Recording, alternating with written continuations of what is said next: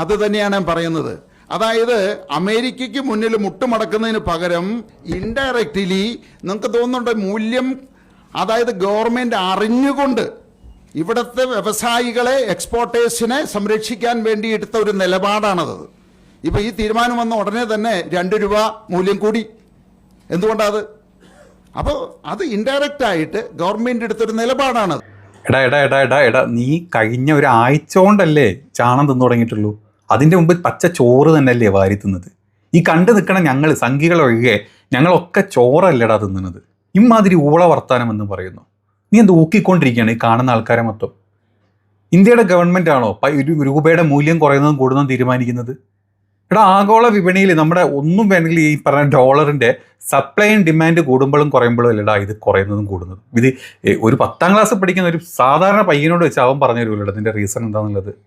ഈ അതായത് സപ്ലൈ കൂടാനും ഡിമാൻഡ് കൂടാനും ഒക്കെ കാരണമുള്ള കുറച്ച് കാര്യങ്ങളില്ലടാ. നമ്മുടെ ഈ ആഗോള വിപണിയിൽ ഈ നമ്മുടെ അസംസ്കൃത എണ്ണയില്ലേ, അതായത് നമ്മുടെ ക്രൂഡ് ഓയിലിൻ്റെ ഒക്കെ വില കൂടുക, അതുപോലെ തന്നെ നമ്മുടെ സ്വർണത്തിൻ്റെ വില കൂടുക, അതല്ലെങ്കിൽ നമ്മുടെ ഫോറിൻ ഡയറക്റ്റ് ഇൻവെസ്റ്റ്മെൻ്റ് ഉണ്ട്, നമ്മുടെ ഫോറിൻ ഇൻവെസ്റ്റ്മെൻറ്റ് അവിടുത്തെ ഈ ഇൻവെസ്റ്റ് ചെയ്തവർ പിൻവലിക്കുക, ഇങ്ങനത്തെ കുറേ പ്രശ്നങ്ങൾ വരുമ്പം, അല്ലെങ്കിൽ നമ്മുടെ US പലിശ നിരക്ക് കൂടുക, ഇങ്ങനത്തെ കുറേ കാര്യങ്ങൾ വരുമ്പോഴാണ് നമുക്ക് മൂല്യം, അതായത് പൈസയുടെ മൂല്യം ഇടിഞ്ഞ് താഴോട്ട് പോകുന്നത്. അതല്ലാണ്ട് മോദിജി മുക്കുന്നതല്ല. നീ മുക്കിക്കോ അവിടെ ഇരുന്ന് മോദിജിക്ക് വേണ്ടി. ഇമ്മാതിരി ഊളത്തരം പറയരുത്. ഇനി ഈ ഒരു പ്രശ്നം കൊണ്ട് നിങ്ങൾ ബേസിക്കായി ചിന്തിച്ചാൽ മതി. നിന്നെപ്പോലത്തെ ഈ എന്താ പറയുക ബിസിനസ്സുകാർ, നീ പൈസ ഇഷ്ടം പോലെ ഉണ്ടാക്കിയിട്ടുണ്ട്, സത്യം എല്ലാവർക്കും വരെ അത്. നിന്നെപ്പോലത്തെ ബിസിനസ്സുകാർ നമ്മുടെ നാട്ടിൽ നിന്ന് കിട്ടുന്ന അസംസ്കൃത വസ്തുക്കൾ വെച്ചിട്ട്, റോ മെറ്റീരിയൽസ് വെച്ചിട്ട് ഒരു പ്രൊഡക്റ്റ് ഉണ്ടാക്കി അതങ്ങ് പുറത്തെ രാജ്യത്തോട്ട് പറഞ്ഞ്, അതായത് പ്രത്യേകിച്ച് യൂറോപ്യൻ കൺട്രീസിലോട്ട് വിറ്റഴിച്ച്, അമേരിക്ക പോലത്തെ കമ്പനി ആ സ്ഥലത്ത് പോയിട്ട് വിറ്റഴിച്ച് അവിടുന്ന് കിട്ടുന്ന ഫോറിൻ, അതായത് ഡോളേഴ്സ് നീ ഇന്ത്യയിലോട്ട് എത്തിക്കുകയും ചെയ്ത് നിനക്ക് നല്ല ലാഭമാണ്. മൂല്യം രൂപയുടെ മൂല്യം ഇടിയും തോറും നിന്നെ പോലത്തെ ബിസിനസ്സുകാർക്ക് നല്ല ലാഭമാണ്. അതിന് പകരം പുറത്തുനിന്ന് ഈ പറഞ്ഞ റോ മെറ്റീരിയൽസ് ഇങ്ങോട്ട് എത്തിച്ച് ഇവിടെ അതുകൊണ്ട് ഒരു സാധനം അസംബിൾ ചെയ്ത് ഇവിടെ വെക്കുന്ന ആൾക്കാർക്ക് വമ്പൻ നഷ്ടമാണ്. നമ്മുടെ നാട്ടിലെ ആൾക്കാർക്ക് അത് വമ്പൻ നഷ്ടമാണ്. നാട്ടിലെ സാധാരണക്കാർക്ക് നഷ്ടമാണ്. ഇത്തരത്തിലുള്ള പ്രശ്നങ്ങൾ വരുന്നത് കൊണ്ടാണ് രാജ്യത്ത് വിലക്കയറ്റം ഉണ്ടാകുന്നത്. അതിപ്പം പെട്രോളിന് മാത്രമല്ല, പെട്രോൾ, സ്വർണ്ണം അടക്കമുള്ള സകല സാധനങ്ങൾക്കും ഇത് വരുമ്പോഴാണ് നമുക്കിവിടെ വിലക്കയറ്റം ഉണ്ടാകുന്നത്. ഈ വിലക്കയറ്റം ഉണ്ടാകുമ്പോൾ ആർക്കാത് എഫക്റ്റ് ചെയ്യുന്നത്? നാട്ടിലെ സാധാരണക്കാർക്ക്. നിനക്കല്ല, സാധാരണക്കാർക്ക്. ഈ രൂപയുടെ മൂല്യം ഇടിയ എന്ന് പറയുമ്പോഴല്ലോ അതിൻ്റെ എഫക്റ്റ് ഏറ്റവും കൂടുതൽ കിട്ടുന്നത് ഇത്തരത്തിലുള്ള സാധാരണക്കാർക്കും. നാട്ടിൽ പുറത്തുനിന്ന് കൊണ്ടുവന്ന് റോ മെറ്റീരിയൽസ് കൊണ്ടുവന്ന് നാട്ടിൽ അസംബിൾ ചെയ്ത് ഉണ്ടാക്കി ഇവിടെ വിൽക്കുന്ന ആൾക്കാർക്കും അത് വലിയ ബുദ്ധിമുട്ടാണ്. അപ്പം നിന്നെപ്പോലത്തെ കുറച്ച് ആൾക്കാർക്ക്, അല്ലെങ്കിൽ പോക്കറ്റ് വീർപ്പിക്കാൻ വേണ്ടിയിട്ട് ഒരു വലിയ ഗവൺമെൻറ്, 140 കോടി ജനങ്ങളുള്ള രാജ്യത്തിൻ്റെ ഒരു ഗവൺമെൻറ് ഇത് ചെയ്യും. ഇനിയൊക്കെ പോട്ടെ, ഇങ്ങനത്തെ പ്രശ്നങ്ങളുള്ള സമയത്ത് നമ്മുടെ RBI ചെയ്യുന്ന ചില കാര്യങ്ങളുണ്ട്. അതായത് അവരുടെ റിസർവ് ഡോളേഴ്സ് ഉണ്ടാവും, അത് വിപണിയിൽ വിറ്റിട്ട് ഇതിനെ തടയാൻ ശ്രമിക്കും. അപ്പോൾ ഗവൺമെൻറ്റിന് എന്താ അത് തടയേണ്ടാന്ന് വെക്കണം. ഈ ഗവൺമെൻറ് നിന്നെപ്പോലത്തെ ആൾക്കാരെ രക്ഷിക്കാൻ ഗവൺമെൻറ് ചെയ്താണെന്ന് എന്ത് വലിയ വിഡ്ഢിത്തങ്ങളൊക്കെ വിളിച്ചു പറയുന്നത്. ഒരാഴ്ചത്തെ ചാണകത്തിന് ഇത്ര വലിയ എഫക്റ്റ് ഉണ്ടോ? വെറുതല്ല സംഘികൾ ഒരു കാലത്തും പട്ടിയുടെ നിവർന്നാലും സംഘിൻ്റെ വരൂല. അത്രക്ക് വലിയ എന്താ പറയുക ബുദ്ധി ഇല്ലാത്ത ജന്മങ്ങളാണ്. അപ്പോൾ നീയൊക്കെ ഒരാഴ്ച കൊണ്ട് ചാണകം തിന്ന് ഇതുപോലെ വന്ന് മെഴുകാൻ നിന്നെ കൊണ്ട് പറ്റിയിട്ടുണ്ടെങ്കിൽ വല്ലാത്ത ജാതിയിലെ വല്ലാത്ത ജന്മം എന്നൊക്കെ പറയേണ്ടി വരും നിന്നൊക്കെ. രൂപയുടെ ഇടിവ് പോലും ഒരു സർക്കാർ സ്പോൺസർ ചെയ്യുന്ന, അല്ലെങ്കിൽ സംഘി BJP സ്പോൺസർ ചെയ്യുന്ന ഒരു പരിപാടിയായിട്ട് നീയൊക്കെ വന്നിട്ട് ഇതുപോലത്തെ പത്രങ്ങളുടെ മുമ്പിൽ വന്ന് ആ കൂട്ടത്തിലുള്ള ഒരുത്തനെങ്കിലും ഇതുപോലെ തിരിച്ച് ഈ ഒരു ഐഡിയ കിട്ടി കൊടുത്തിട്ടിരുന്നെങ്കിൽ, തിരിച്ച് ചോദിച്ചിരുന്നെങ്കിൽ ഇവൻ കടന്ന് ബബ്ബ പറഞ്ഞേനെ. ഒരാൾ പോലും ആ പത്രസമ്മേളനത്തെ തിരിച്ച് ഇതുകൊണ്ടല്ലേ ഈ റീസൺ, അതല്ലാണ്ട് ഇന്ത്യൻ അല്ലെങ്കിൽ നമ്മുടെ മോദി ഗവൺമെൻറ് വിചാരിച്ചിട്ടാണോ എന്ന് ചോദിച്ചിരുന്നെങ്കിൽ നീ എന്ത് മറുപടി പറഞ്ഞേനെ? ലോകക്രമങ്ങളെപ്പറ്റി, ലോകത്തിലെ സമ്പദ് വ്യവസ്ഥനെ പറ്റിയിട്ട്, വേൾഡ് എക്കണോമിക് എന്താന്ന് പോലും അറിയാത്ത, അതിനെപ്പറ്റി ഒരു ബേസിക് നോളജ് ഇല്ലാത്ത നീ പറഞ്ഞതാണ് ഞാൻ വിശ്വസിക്കുന്നില്ല. ഇതൊക്കെ അറിയുന്ന നീയാണ്. പക്ഷേ നീ ഇപ്പോൾ ഉള്ള സ്ഥലം, നീ ഇപ്പം എത്തിപ്പെട്ടിട്ടുള്ള പാളയത്തിൽ ഇത്തരത്തിലുള്ള കളവുകളും ഇമാതിരിയുള്ള ഊളത്തരങ്ങളും പറഞ്ഞാൽ നിനക്ക് കുറേ കയ്യടി കിട്ടും. നിൻ്റെ തൊട്ടപ്പുറത്തിരിക്കുന്ന ജിക്ക് കുറേ കയ്യടി കിട്ടും. നിങ്ങളുടെ വലിയ തലതൊട്ടപ്പനായിട്ടുള്ള വിശ്വഗുരുവിന് കുറേ ചക്കക്കുരു കിട്ടും. ആ കിട്ടും എന്നുള്ള ഉറപ്പ് കൊണ്ടല്ലേ ഇമാതിരി ഊളത്തരം ഇത്രയും പ്ലാറ്റ്ഫോമുകളിലൊന്ന് പറയുന്നത്. നിനക്ക് കാണിച്ചു തരാൻ പറ്റും ഈ വിലക്കയറ്റം കൊണ്ടും അല്ലെങ്കിൽ ഈ പ്രശ്നങ്ങൾ കൊണ്ടും മൂല്യം ഇടിഞ്ഞിട്ടുണ്ട്. ഈ സാധാരണക്കാരൻ കിട്ടിയ ഒരൊറ്റ ഗുണം നിനക്ക് കാണിച്ചു തരാൻ പറ്റും. ഗൾഫുകാരന് കിട്ടിയാണ്, അവൻ അവിടെ നിന്ന് നാട്ടിലോട്ട് പൈസ അയക്കുമ്പോൾ നല്ല പൈസ അവിടെ കിട്ടുന്നുണ്ട്.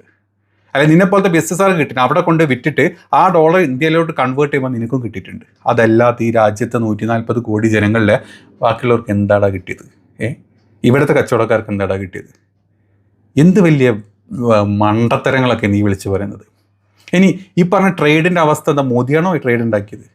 പണ്ട് ഇതേ ട്രേഡ് തന്നെയല്ലേ കൊണ്ടുവന്നിരുന്നത്, ഇതേ ഡീല് തന്നെയല്ലേ കൊണ്ടുവന്നിരുന്നത്. അവസാനം എന്ത് കിട്ടി? മൊത്തം ഉണ്ട കിട്ടി, ഉണ്ട. അവസാനം ഉണ്ടെല്ലാം കൂടെ തിരിച്ച് നിന്റെ കണ്ണൊക്കെ കയറിയപ്പം മോദിജി ഇന്നലെ പോയിട്ട് മാല ഇട്ട് ഇങ്ങോട്ട് പോവുകയും ചെയ്തു. ഇപ്പം ഇന്ന് കുറച്ച് മുമ്പ് നമ്മുടെ വിദേശകാര്യ സെക്രട്ടറി ഒരു ഇത് വിളിച്ചിട്ടുണ്ടല്ലോ പത്ര സമ്മേളനത്തിൽ. എന്തേ പറഞ്ഞത്? ഒന്നുമില്ല, വെനിസ്വലയിൽ നിന്ന് നമ്മൾ എണ്ണ വാങ്ങാൻ നമ്മൾ ധാരണ ആവുന്നുണ്ട്. റഷ്യയിൽ നിന്ന് നിർത്തിയോ അല്ലെങ്കിൽ ഇനി നമ്മൾ കണ്ടിന്യൂ ചെയ്യുമോ തുടങ്ങുമോ? ഒന്നും മിണ്ടാനില്ല. അമേരിക്കയിൽ നമ്മൾ വാങ്ങിക്കുമോ? മിണ്ടുന്നില്ല. ഇന്ത്യയുടെ കൃഷി, നമ്മുടെ കാർഷിക വിഭവങ്ങൾക്ക്, ക്ഷീര വിഭവങ്ങൾക്ക് അമേരിക്കൻ പ്രോഡക്റ്റ് ഇങ്ങോട്ട് വന്നു കഴിഞ്ഞാൽ പ്രശ്നമുണ്ടോ? മിണ്ടിയിട്ടില്ല. പിന്നെ നീയൊക്കെ കൂടെ ഈ എത്ര ആസനം നക്കും? നീയൊക്കെ കൂടെ സംഖ്യകളുടെ ആസനം എത്ര നക്കി വെളുപ്പിക്കാൻ പറ്റും? സംഖ്യകൾ കൈയടിക്കും, ഉറപ്പാണ് സംഖ്യകൾ കൈയടിക്കും. അതല്ലാണ്ട് ഇത് കണ്ടു നിൽക്കാൻ സാധാരണ ജനങ്ങൾ എത്ര പേര് കൈയടിക്കും? എത്ര പേർക്ക് വിവരമുണ്ട്? എടാ, എല്ലാവർക്കും കാര്യങ്ങൾ മനസ്സിലാവുന്നുണ്ട്. 18% നീയൊക്കെ അങ്ങോട്ട് അയച്ച് നീയൊക്കെ അവിടെ കൊടുത്ത് അതിൻ്റെ കൂടെ പൈസ നീ അവിടെ നിന്ന് വാങ്ങിക്കുമ്പം അവിടെ നിന്ന് വരുന്ന സാധനം 0% അങ്ങോട്ട് വരുന്നത്, ട്രേഡ് വരുന്നത്.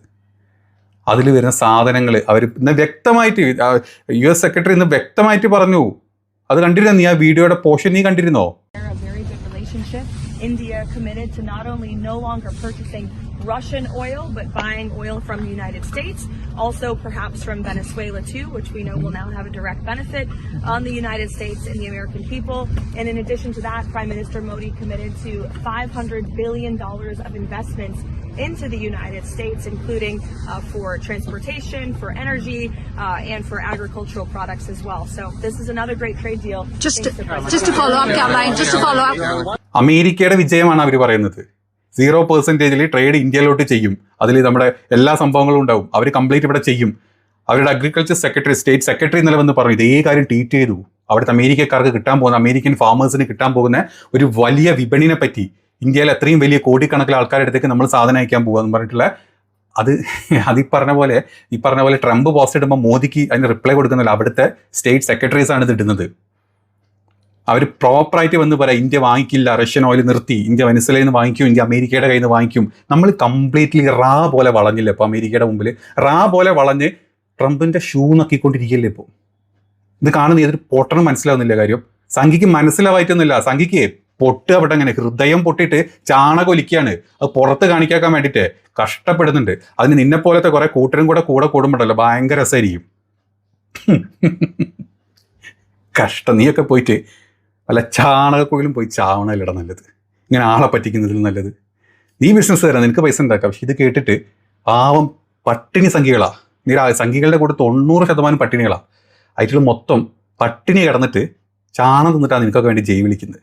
നിന്റെ നേതാക്കന്മാർക്ക് ജയ് വിളിക്കുന്നത്, ജയ് ശ്രീറാം വിളിക്കുന്നത്, ജയ് ഹനുമാൻ വിളിക്കുന്നത്, സകലതും വിളിക്കുന്നത്, കൊല്ലുന്നതും എല്ലാം ചെയ്യുന്ന ആ പരിപാടി വെച്ചിട്ടാണ്. ഐറ്റിയൊക്കെ എന്തെങ്കിലും കോണുള്ള കാര്യം ചെയ്തു കൊടുക്കുക. കോണുള്ള എന്തെങ്കിലും കാര്യം ചെയ്തു കൊടുക്കുക. ഇങ്ങനെ ഒന്ന് പറ്റിച്ച് വോട്ട് മാത്രം നേടിയിട്ട് കാര്യമില്ല. കഷ്ടം.